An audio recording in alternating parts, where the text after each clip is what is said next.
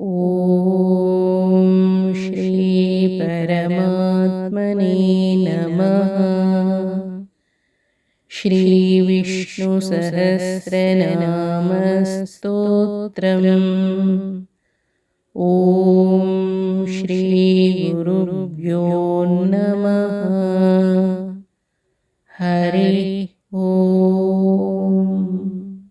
ಸಹಸ್ರನಾಮ ವಿವರಣೆ. ಸ್ತೋತ್ರಂ ಸಪ್ತವಿಂಶತಿಃ 27 27. ಸರ್ವಗಃ ಸರ್ವವಿದ್ಭಾನೋರ್ವಿಶ್ವಕ್ಸೇನೋ ಜನಾರ್ದನಃ. ವೇದೋ ವೇದವಿದವ್ಯಂಗೋ ವೇದಾಂಗೋ ವೇದವಿತ್ಕವಿಃ. 123ನೆಯ ನಾಮ ಸರ್ವಗ. ಸರ್ವಗ ಎಂದರೆ ಎಲ್ಲ ಕಡೆ ಇರುವ ಪರಿಪೂರ್ಣ ಜ್ಞಾನವುಳ್ಳ, ಎಲ್ಲವನ್ನೂ ತಿಳಿದಿರುವ, ಕೊನೆಗೆ ಎಲ್ಲವನ್ನೂ ಸಂಹಾರ ಮಾಡುವ ಭಗವಂತ. 124ನೆಯ ನಾಮ ಸರ್ವವಿದ್ಭಾನು.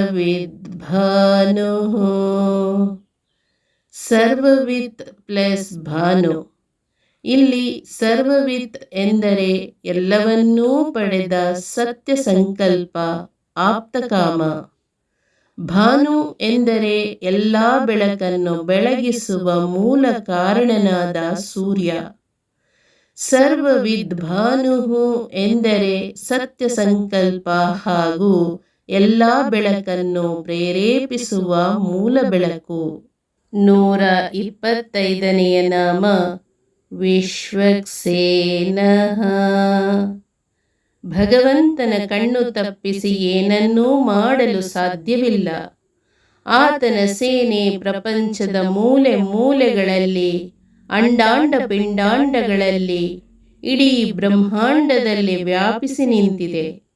ಭಗವಂತ ನಮ್ಮ ಹೃತ್ಕಮಲದಲ್ಲಿ ನೆಲೆಸಿದ್ದಾನೆ ಹಾಗೂ ಆತನ ಸುತ್ತ ಅವನ ಪರಿವಾರ ದೇವತೆಗಳು ವ್ಯಾಪಿಸಿದ್ದಾರೆ.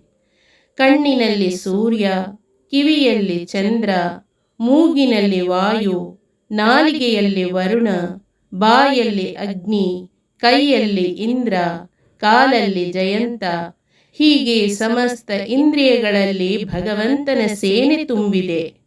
ಪಂಚಭೂತಗಳಿಂದ ಮತ್ತು ಪಂಚಕೋಶಗಳಿಂದಾದ ಅನ್ನಮಯ ಕೋಶ, ಪ್ರಾಣಮಯ ಕೋಶ, ವಿಜ್ಞಾನಮಯ ಕೋಶ, ಮನೋಮಯ ಕೋಶ ಹಾಗೂ ಆನಂದಮಯ ಕೋಶ, ನಮ್ಮ ದೇಹದಲ್ಲಿ ನೆಲೆಸಿರುವ ಎಲ್ಲ ದೇವತೆಗಳನ್ನು ಪುಂಡರೀಕಾಕ್ಷನಾಗಿ ಶ್ರೀ ಲಕ್ಷ್ಮೀ ಜೊತೆಗಿದ್ದು ಆ ಭಗವಂತ ನಿಯಂತ್ರಿಸುತ್ತಿರುತ್ತಾನೆ.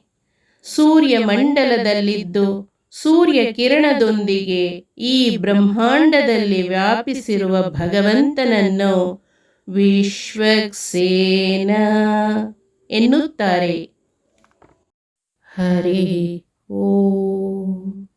ಶ್ರೀ ಕೃಷ್ಣಾರ್ಪಣಮಸ್ತು.